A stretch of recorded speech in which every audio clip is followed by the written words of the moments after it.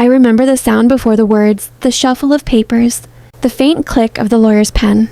The kind of sound that cuts through the air when no one wants to speak first. It wasn't grief that made the room quiet. It was a calculation. My aunt sat straight-backed, pearls tight against her neck, lips pressed into a smile she didn't earn.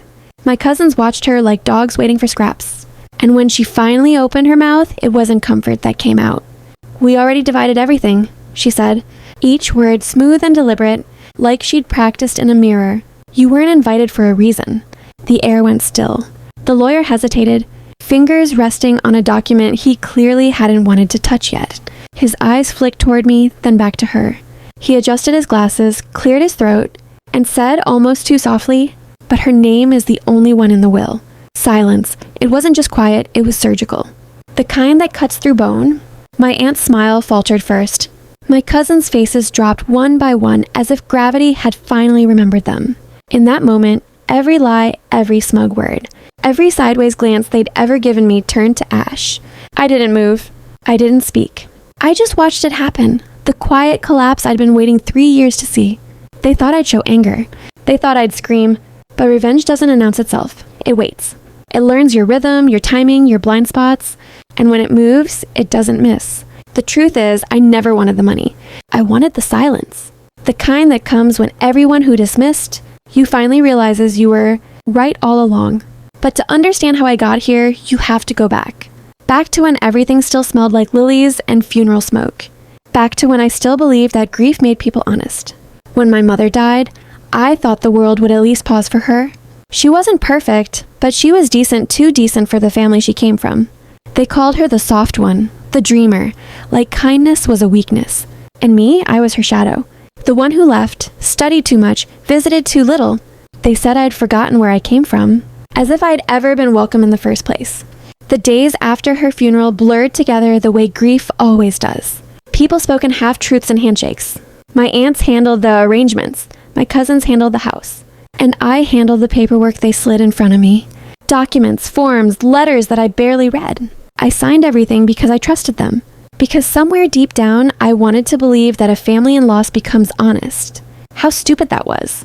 It took me years to realize that betrayal doesn't happen in one moment. It's slow, polite, often disguised as help. The kind that comes with sympathetic smiles and words like, "Don't worry, we'll take care of it." And so I let them. I moved back to the city. I tried to rebuild.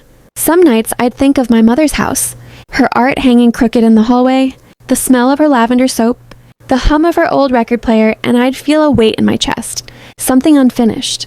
But I'd bury it because what else could I do? The estate was gone. They'd said there was nothing left, just debts. Still, something never sat right. There was a tone in my aunt's voice at the funeral, not sorrow, not pity, but ownership. Like she was already cataloging what was hers. China, the land, even the paintings my mother had made in her 20s. I told myself I was imagining it. That grief was making me paranoid, but deep down I knew better. Months passed, then years. I didn't hear from them.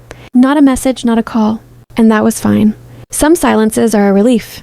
But the thing about silence echoes. Then one night, it all came back. I was cleaning out boxes from my mother's old study, the ones I'd never had the strength to go through. Papers, bills, sketches, all smelling faintly of her perfume. And that's when I found it. A small, unmarked envelope buried beneath old receipts and yellowed notes. My name is written in her handwriting. I froze. For a moment, I didn't even want to open it. Some part of me was afraid that whatever was inside would undo me completely. But I did. And that was the moment everything shifted. Inside was a copy of her last will, signed, notarized, dated just weeks before she died. And every line, every word, every stroke of ink spelled the same truth. Everything was left to me, not to them. To me. I read it again. Slower this time. My eyes tracing her handwriting like it could bring her back. The walls seemed to close in, the air thick with dust and betrayal. It wasn't about the money anymore. It wasn't even about fairness. It was about the principle, her last word, her final act, stolen and twisted. I sat there still and silent for what felt like hours. Then I folded the letter carefully and placed it back in the envelope. Something inside me, something quiet, something patient clicked into place. Grief had made me quiet. Betrayal made me precise. I didn't cry. I didn't rage. I just started thinking clearly, coldly, methodically. If they'd stolen from her, I'd take everything back. But not with anger, with proof, with patience, with perfection. That night, I turned on my laptop. I opened the first file. I began to trace every lie they'd ever told. And as the clock struck midnight, the plan began. They called us outsiders like it was an inheritance. Not a slur shouted in anger, but the kind of whisper that settles into a name and never leaves polite. Practiced and poisonous. My mother wore their dismissal like she wore her coats, awkwardly, with resignation. She never argued.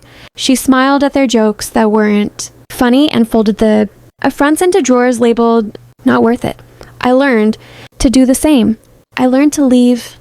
When I was a child, our house was the place that felt like an apology. Paintings leaned against walls because there wasn't room to hang them properly. The kettle never stopped humming. My mother's laugh was the loudest sound even when company came. It filled corners they pretended not to notice. She was small in a way that made people soften, quick to forgive, quicker to make tea for anyone who complained. She taught me how to press flowers between pages and how to sign my name the way she did, with a humble flourish that made every letter feel like a promise. But to them, she was background noise. The perfect face to bring to a party and forget afterward. The family gatherings, hummed with cliches about doing our part, and taking judgments about choices they'd never made. The same people who praised her, casserole would roll, their eyes at her when she suggested something impractical. They called her dreamy, as if daydreaming absolved them of looking any deeper. And somehow, that gentle label became an excuse for everything, for taking her opinions lightly, for treating her kindness as expendable. They did the same thing to me, but sharper. You left, they'd say, like it was a crime to grow up and build a life somewhere else. You study too. Much. You don't visit. Enough. The thinness of their accusation surprised me at first, petty, almost laughable. But I began to notice how quickly those words hardened into decisions. Invitations stopped arriving. Phone calls became seasonal. When my mother asked them to help with a repair, their faces folded into duty the way one folds a napkin brief. Performative, without warmth. I remember one holiday evening, the kind that's supposed to feel effortless because of tinsel and old family recipes. My mother had made her special lemon tart, the one she refused to share. The recipe for, because she claimed the secret was patience. The table looked beautiful in that half-light. A centerpiece that caught the glow of the chandelier. Children chasing each other in a corner. My aunt arrived, pearls and perfume, and the air shifted. She sat at the head of the table like she owned the chair. Conversation circled around trivialities and subtle boasts. Someone made a joke about Mother's thriftiness. A laugh followed. My mother's face tightened for a second and then smoothed like a window pane. She didn't speak. Later, when I helped her clear the dishes, she said quietly, "They'll remember the tart, not the person who made it." I didn't understand then how right she was. The cruel truth is that kindness makes you convenient to people who would otherwise be inconvenient. My mother's generosity was a wedge that pushed us to the edges of family maps. They liked having her around when it was useful to their stories. They loved the idea of her because it made them feel magnanimous. But because she never demanded her place, no one ever offered it. When she became ill, the changes were subtle at first. Missed appointments, excuses about being tired. She joked about her forgetfulness like a small theft of time. We learned all the clinical words doctors use and the way they sound smaller. In a room with the person you love, I made a point to visit more. I thought distance had been our enemy and tried to reclaim the easy parts of a life we used to share. But even then, the family's behavior kept its pattern. They were prompt with sympathy, but late with help. They offered to take care of things in a way that always sounded rehearsed, as if they were practicing generosity for an audience. During the long, slow decline, there were moments that burned brighter because they were so rare. My mother and I would sit on the couch and watch old films. Her head heavy against my shoulder, she'd hum tunelessly and drift into memories about her father teaching her to carve birdhouses. She'd tell me stories about the land and how the wind used to sound in the wheat around their house, and I'd listen like it was a treasure map. In those hours, the rest of the world fell away. When she slept, I'd stand by the window and watch lights blink into the night and think about how some people kept their hearts closed like a fist. My mother kept hers open like a door. The funeral was the sort of thing people bring casseroles to and then talk louder to fill a silence they don't know how to bear. The cousins arrived wearing professional grief. The kind that fits an Instagram caption but not a memory. They hugged in the right places and nodded in pity in others. They spoke about her legacy with a certain proprietorship. The same ones who hadn't once asked how she'd been doing suddenly offered to handle the estate. We'll take care of everything, they said. It sounded like an act of service, but the cadence was wrong. It carried the weight of decisions already made. I signed the papers they put in front of me because I didn't want the additional strain of a fight. At that moment, I believed what I wanted to believe was that a family in grief becomes honest. That people are better than their worst habits. Maybe I wanted to avoid being the person who smells the rot and points it out. Maybe I was tired. Maybe I thought time and love would fill the gaps. I signed with the same humble flourish my mother taught me, each stroke a brittle agreement to hope. But betrayal has peculiar patience. It doesn't leap from the shadows in a single dramatic scene. It slides between moments, modifies them, and waits until the absence of attention has softened the will to notice. Over the next months, there were small things. The repair that never happened.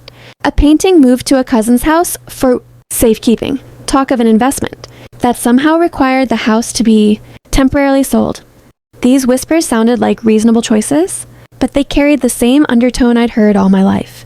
A presumption that what was mine, by right or by love, was negotiable.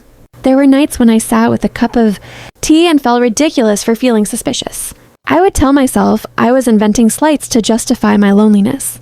But some things have a weight that can't be shrugged off by better intentions. I remembered the way my mother signed her letters, the initials she scribbled on receipts, the soft way she corrected a neighbor's mispronunciation of a word. Those little consistencies made a pattern in my mind, and the pattern hinted at a truth that refused to be quiet. So I started to pay attention in ways that felt both tender and feral. I kept lists in a notebook I carried like a talisman. Names, dates, conversations. The way my aunt's tone changed when she thought no one was listening. The way a cousin suddenly drove a new car, though their life hadn't changed. I listened to small details like they were clues. It felt wrong to admit I was cataloging my own family's manners as evidence, but the ledger of kindness had been balanced on the wrong side for too long. The more I watched, the more the story they told themselves peeled away. The house, once a warm spill of light and paint, became a ledger of choices. Offers of help revealed transactions. Casual kindnesses had receipts. And the cruelest discovery was how smooth they'd made the theft look. Polite calls, forged smiles, paperwork that folded over the truth like a neat handkerchief. When she finally left us, there was a kind of quiet that felt final.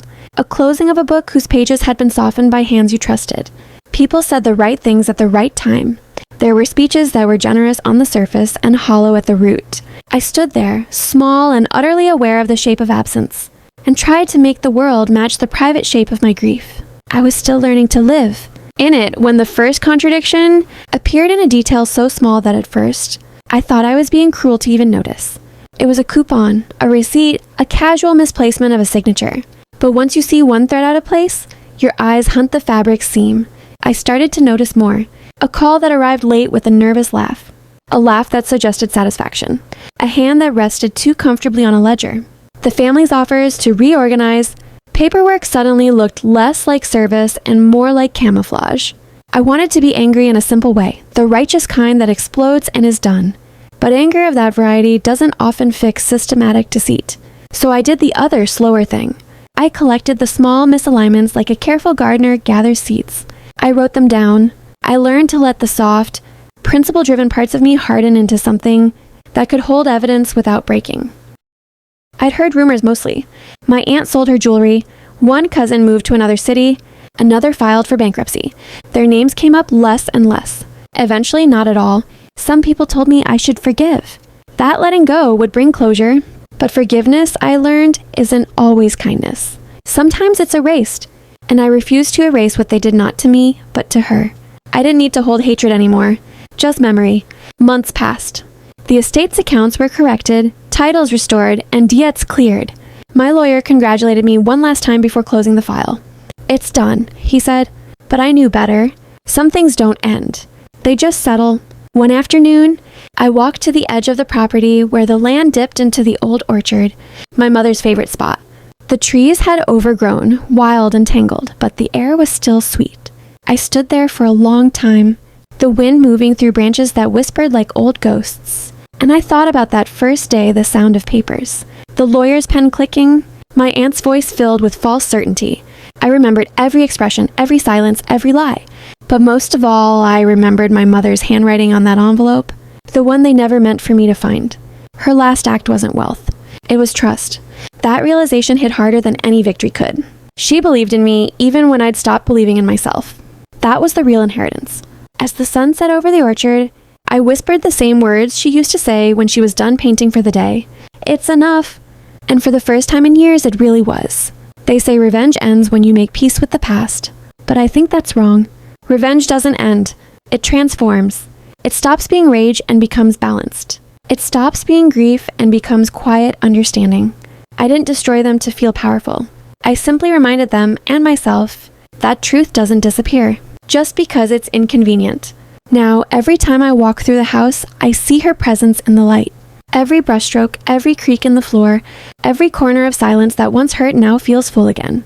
And if you ask me whether I regret the planning, the waiting, the years spent building justice, I'd say no. Because sometimes peace isn't something you find. It's something you take back. And in the stillness of that house, surrounded by everything she left behind, I finally understood. It was never about revenge.